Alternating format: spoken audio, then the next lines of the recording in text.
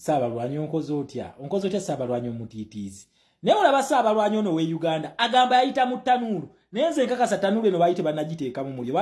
baali bagenda kupanga oba si kyo baali bagipanze nga tebannagikumamu ttanuulu gye yayitamu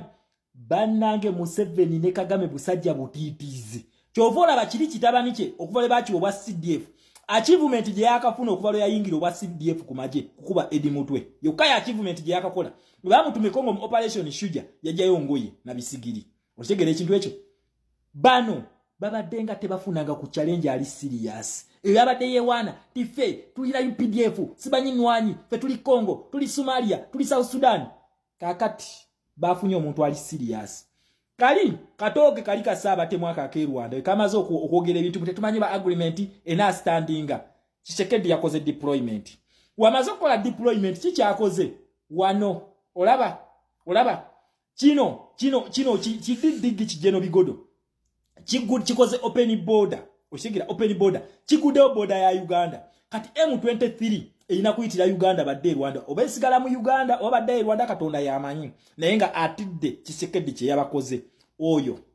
tumujjako kubanga muteteeze ate banga lyona Museveni bwati wabadde mutiitiizi naye abadde ayina ekintu kye bayita foreign policies nga zikyali mikono gye kati kuluno mu America wamulaze nti gwe nakoowa olaba kyakoze Congo tavuddeyo kati kali Kaganda kikabadde kesiwaza olubotaddeko deployment kagenze nakugambye ne Congo tulina tu parallel agreements tugenda zogerako zonna ziri bbiri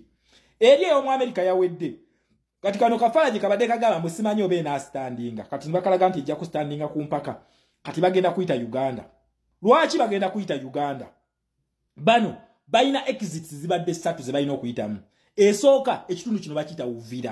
Uvira oba connectinga Burundi then nodde Rwanda ye border point ya Congo ne Burundi Uvira tebasobola kuyita olw'ensonga ono yafireteninga Tshisekedi namugamba asobola kozizinga lujimu chenjewa lulinga bukyajewulira buno bufalanga bujewulira ngolo police tetunazitereza mu line yazo nabagamba zino zetwaleeta mugenda kulaba tabbunga zituusa wakati bye bino bye mulabako bampita Professor Shama mu foreign affairs just watch me okitegera ze zino kati ze mulabako kati bwe ziri mu line balaze nti America wabalaze nti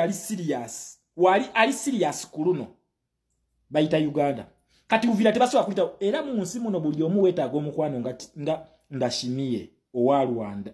owa Burundi buli omu weetaaga mu nsi muno akugamba for better for worse if it is a win for Tshisekedi it is a win for Ndashimiye of Burundi bawangudde bombi ono yayimirira naye wakati mu muyaga nga bafala bamukutteko mu East African Community nga bamusiriwaza mbatwala East African Regional Forces e Congo kumbe bali mu bidiru byabwe ne bata abaana be Congo Museveni ne Kagame naye nga yebuzabuza nti East African Regional Forces je ziri sadaka nekola kye kimu kubanga ali asobola manipulatinga Museveni sandifu ebadde okubba Congo naye nga teri kitambula paka oyamuletedde omubi bamuyita mu America okyegere ekintu ekyo nebanga lyonna Ndashimiye yabadde kyaliwe yabaddewo yamugamba tujja kulwana paka ku muntu asembayo kategedde yamugamba tujja kulwana paka ku muntu asembayo era Ndashimiye owa Burundi alwanyi alongside Felix Tshisekedi era babera bakuwangula nga kuluno abatuusi bafuluma Congo bafuluma then Uvira yonsaleko bagisazeeko damajiga Burundi wegali ne Wazalendo tebasobola kuyitayo wetudda walikale ali mu full control ya Wazalendo kati nawo tebasobola kuyitawo what is the remaining option jukire liba basazeeko the only remaining option we kuyita mu Uganda ensonga lwaki jeno bigodo aguddewo border nkugambye either bayinza osigala mu Uganda oba bayitewo buyisi bakoleki bagende naye nga ne Uganda gye bajja bagenda kubagoba tugenda bagoba tuli bakoowo tugenda kubagoba kuluno Museveni afesa lwaki is facing the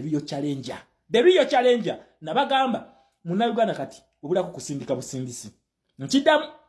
obulako kusindika busindisi omusindikira mu protest vote wakabba kusituka then we musituka mugenda kulaba kibaita bananyini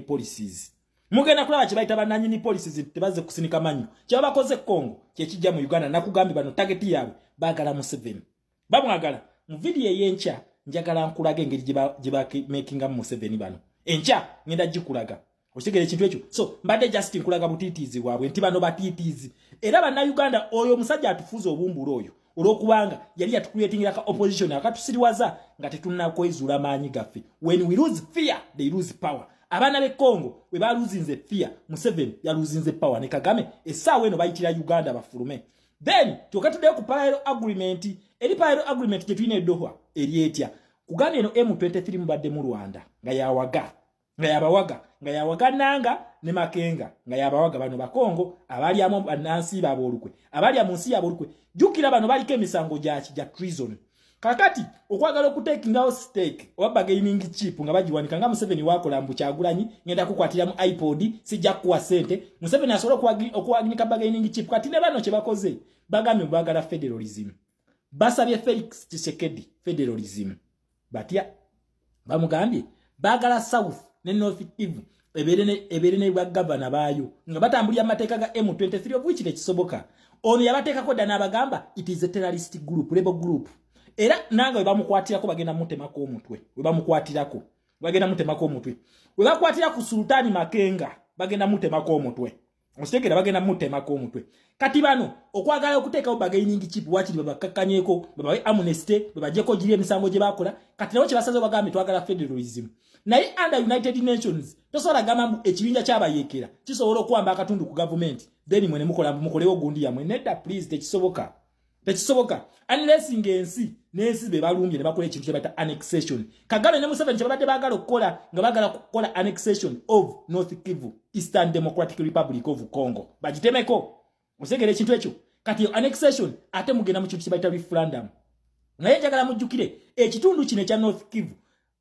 byonna ebikola byo orders zibawa mu Kinshasa. Era bamala okuwamba ebitundu bino government ye Kinshasa yagamba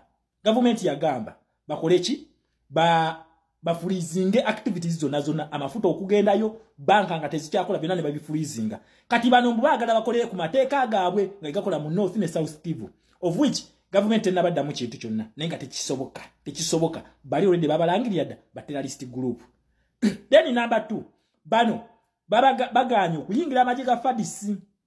kwa bade bayino ba neutralizinga mu magye ga FARDC bayingire babefuke magye ga Congo naye bayine endagaano kubanga luli Museveni nga bakola endagaano gye bakola yava mu ka March 23. Okitegera yava mu ka March 23 mu ndagaano eyo Museveni wera yagala oku-infiltrating amagye ge Congo yakozesa teeka eyo naga bayingira amagye. We bayingira amagye Museveni ye yakozesanga advantage mbu akisuulire munda bino byayagala tukola mu nupu. Museveni alina teeka egi senga mugikube bekoze politically jazanya ne magye jazanya ayingira amagye gensi naga infiltratinga n'abateeka mu chaos n'abateeka mu okulwanagana then namala n'akiwa ebyo yali atusindikidde bampuuga ne his excellence Kyagulanyi nga ina third eye ne tukuba embwa kati atusindikira mu tukole ebya alliance ne ba Elias Lukwago bembwa ziddeeri ebbali tweyongereyo. Okitegera kati ezo teke Museveni zabadagala ile kukolewa ekongo zakola ne Uganda zebakola ekongo kati kuluno government ye Kinshasa yateekawo teri kuyingiza M23 magye ga Congo. No please bayina okudayo mu bulamu bwa bulijjo civilian life gibaddamu naye kati obuzibu obukyaliwo mu ndagaano ze Doha nanga colonel aliko bakuntumye tukukwatirako mada omusango gwa musinga dda.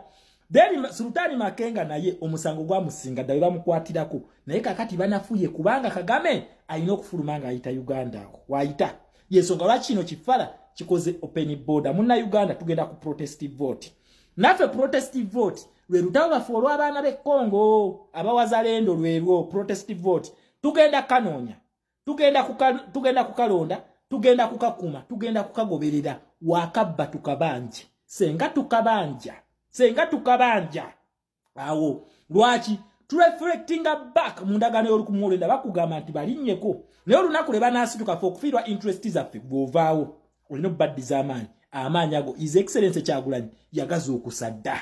n'agatuddiza kakati tulina kuga exercisinga. Abaana b'e Congo baakutte mundu wabaddeyo okufa fe waffe just kusitula kipande oyo falo oyo agenda nga Gaddafi ebyo na byonna njagala mujukire okwekalakasa kwa mulundi ogwo kwakamulumbamu kumubwe kuti kwali kwa kabaka ne mulaba yatuka n'okwagala okufuka mu ngoyo oyo Museveni oyo n'akubira kabaka essimu kabaka ye yamutaasa. Okitegera ekintu kino kyali just mu Buganda mokka naye ku luno wekinabeera mu Uganda yonna oyo